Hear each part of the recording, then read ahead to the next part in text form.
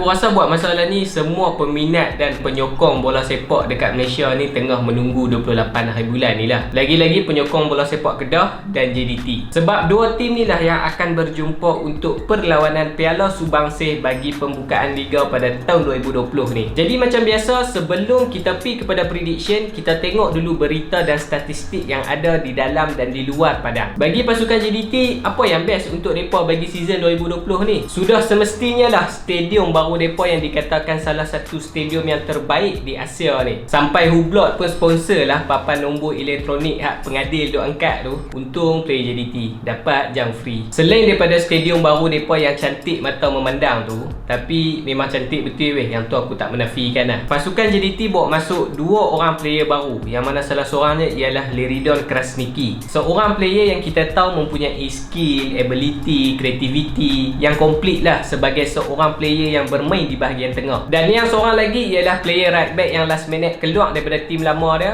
untuk bersama dengan pasukan JDT, iaitu Matthew Davis, yang mana dikatakan dia ni bakal menggantikan tempat S. Kunalen. Dua-dua orang player ni masuk sebagai kota player tempatan. Kiranya kalau dua-dua orang player ni tak perform sekalipun, JDT tak rugi apa lah. Kalau Leridon dulu dekat Kedah main sebagai player import, lah ni dia pun dah ada IC biru lah. Matthew Davis masuk main kat Malaysia sebagai player naturalisasi. Mak dia orang Sabah. Nampak? Bijak tak bijak? Untuk statistik di atas padang pula, JDT ni macam semua orang dah tahu, depa pi berpreseason di Dubai. Dan waktu di Dubai tu depa ada 5 perlawanan friendly. 2 kelab daripada UAE, 2 daripada Eropah dan 1 national team. Dan daripada 5 perlawanan ni depa menang 3 perlawanan dan 2 lagi depa kalah. Nampak? Lawan dengan kelab besar pun depa boleh menang 3 game. Power tak power. Dan untuk perlawanan yang kompetitif, JDT baru main 1 game di group stage untuk Piala ACL. Dan dalam game tu depa kalah 5-1 kepada Vissel Kobe. Tapi kalau kita nak kata kekalahan depa ni menunjukkan prestasi JDT pada tahun 2020 ni teruk, tak boleh juga. Lagi-lagi kalau kita nak kata kekalahan JDT ni lah turning point untuk Kedah menang Piala Subangsih ni.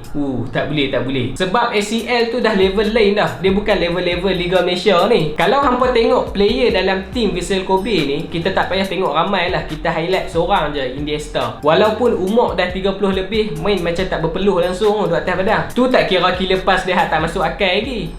Apa yang kita kena aware ialah player JDT depa ada pengalaman yang baru bermain dengan player bertaraf dunia dekat group stage ACL ni. Benda tu yang lagi penting sebenarnya. Untuk pasukan Kedah pula, majoriti aku rasa semua dah sedia maklum yang pasukan Kedah ada ramai player baru yang berkualiti untuk tahun ni. Dan baru-baru ni aku dengar akan ada seorang lagi player yang akan masuk dalam skuad Kedah ni daripada kelab PKNS. Betul ke tak betul yang tu aku tak tahulah, aku dengar rumus je. Untuk statistik di atas padang, bagi perlawanan yang kompetitif, kita dah main 2 game untuk playoff ke ACL. Yang mana game yang pertama dekat Darul Aman tu kita menang besar dengan jaringan 5-1, dan game yang kedua tu kita kalah dekat Korea 4-1. Dan lepas daripada tu, baru-baru ni kita ada 3 game friendly, yang mana kita hanya menang 1 game sahaja. 2 game lagi kita kalah. Aku rasa penyokong Kedah buat masalah ni mungkin hampa tengah risau lah, siapakah player yang akan duduk di bahagian tengah dengan Badrul. Lagi-lagi bila hampa tengok game Unity Shield baru-baru ni, bila buat keluar Zakwan dengan Amin Azari, buat masuk Fayyad dengan Fazrul Daniel, barulah game tu hidup balik dan dapat buat gol sebiji. Aku tak mau komen lebih lah pasal prestasi Amin Azari ni. Aku rasa hampa sendiri pun boleh tengok dan boleh nampak apakah yang dia boleh buat dan tak boleh buat bila dia ada di atas padang. Tapi hampa jangan risau, kita masih ada option player yang boleh bermain di bahagian tengah pada tahun ni. Kita ada Fazrul Daniel dengan Tam Junior. So kita tunggu je lah apa yang Coach Aidil akan buat dengan stok-stok player yang kita ada ni. Nak cakap lebih pun, aku bukannya jurulatih kebangsaan. Untuk rekod pasukan Kedah dengan JDT ni, kita pernah bertemu di Piala Subangsih ni pada tahun 2017. Tapi kita seri 1-1 pada waktu tu dan kita menang sepakan penalti. Prediction aku rasa mungkin ramai penyokong Kedah yang mengharapkan Kedah akan menang Piala Subangsih pada tahun ni. Lagi-lagi bila kita ada 2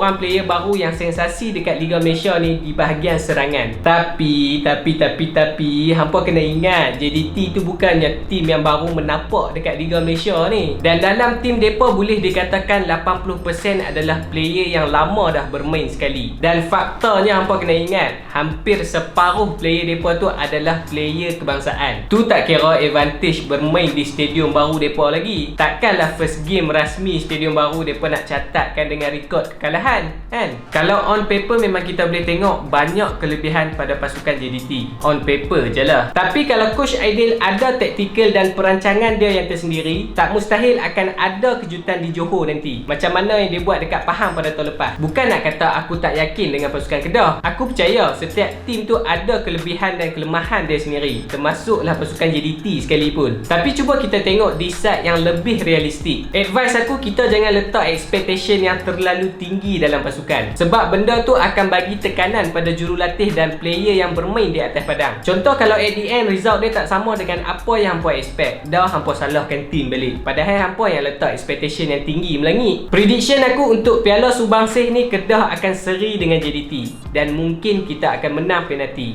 Mungkin sebab penalti ni kan nasib. So prediction hampa macam mana? Hampa boleh komen dekat bawah. Dan jangan lupa untuk subscribe channel ni untuk dapat berita yang lebih menarik lagi tentang bola sepak Kedah. Dan kita jumpa lagi pada video yang akan datang.